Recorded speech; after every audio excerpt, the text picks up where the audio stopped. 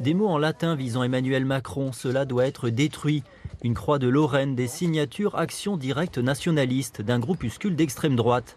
C'est ce qu'a découvert Thomas Cazenave sur sa permanence hier matin. Le député Renaissance de Bordeaux rappelle que ce n'est pas la première fois, mais un nouveau pas a été franchi car le domicile d'un de ses collaborateurs a lui aussi été recouvert d'inscriptions le visant nommément. Le député macroniste n'est pas un cas isolé, c'est le 6e parlementaire girondin à être visé depuis 10 jours.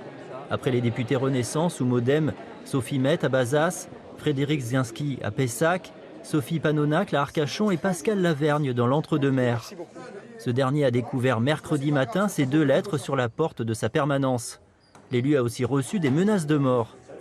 Au niveau national, des milliers de messages anonymes de protestation ont été envoyés ces dernières semaines aux parlementaires de la majorité, attaqués sur la réforme des retraites qu'ils défendent. Des plaintes ont été déposées par les élus girondins. Des enquêtes sont en cours. Et nous rejoignons à Bordeaux Thomas Cazenave, bonjour, député Renaissance de Gironde. Des tags qui ont donc été inscrits sur les murs de votre permanence, le domicile de l'un de vos collaborateurs qui a aussi été pris pour cible. Quelle a d'abord été votre première réaction ? Je dirais la colère et l'indignation.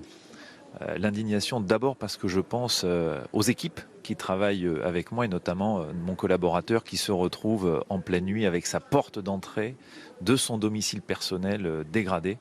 Imaginez un peu sa réaction, celle de ses proches. Donc je suis à la fois indigné et je condamne avec la plus grande fermeté à la fois ces dégradations pour ma permanence, son domicile et l'ensemble des dégradations commises pour tous les parlementaires et au-delà des parlementaires, l'hôtel de ville de Talence, l'hôtel de ville de Bordeaux. Donc on voit qu'il y a une forme d'escalade dans la violence et dans la mise en cause des élus, y compris dans les dégradations qui sont commises. Avec des extrêmes qui se mobilisent, Avec des extrêmes, en l'espèce, moi c'est l'extrême droite, des groupuscules d'extrême droite qui ont visé la permanence que j'occupe et le domicile et qu'on voit dans le reste de la ville. Mais je crois qu'il y a une responsabilité aussi des élus eux-mêmes. Moi qui suis parlementaire, j'ai pu voir au sein de l'Assemblée une forme de libération de la violence verbale, à la fois des insultes, et je crois qu'il faut que tous les élus restent extrêmement responsables, condamnent très fermement toute forme de violence, d'où qu'elle vienne. Alors, est-ce que l'utilisation du 49.3 par la Première ministre a été un petit peu le point de bascule à l'Assemblée nationale par rapport à cette réforme des retraites ? Indirectement, je dirais. Pourquoi ? Parce que vous avez de nombreux élus, des responsables politiques, qui ont crié au déni de démocratie. Je n'étais pas favorable à l'utilisation du 49.3, mais c'est notre constitution, c'est nos institutions, c'est notre démocratie.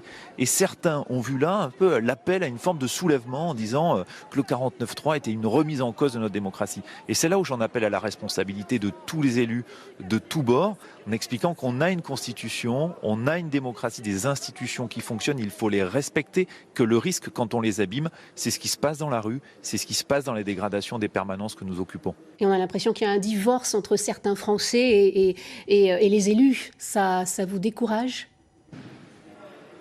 Alors le divorce, hélas, il ne date pas d'aujourd'hui. On le voit déjà avec la faible participation à un certain nombre d'élections. Non, ce que je crois fondamentalement, c'est que les élus locaux, les élus nationaux sont des gens engagés qui représentent leurs électeurs et qu'on doit respecter les élus, quelles que soient les sensibilités politiques, respecter les institutions parce que c'est notre bien commun.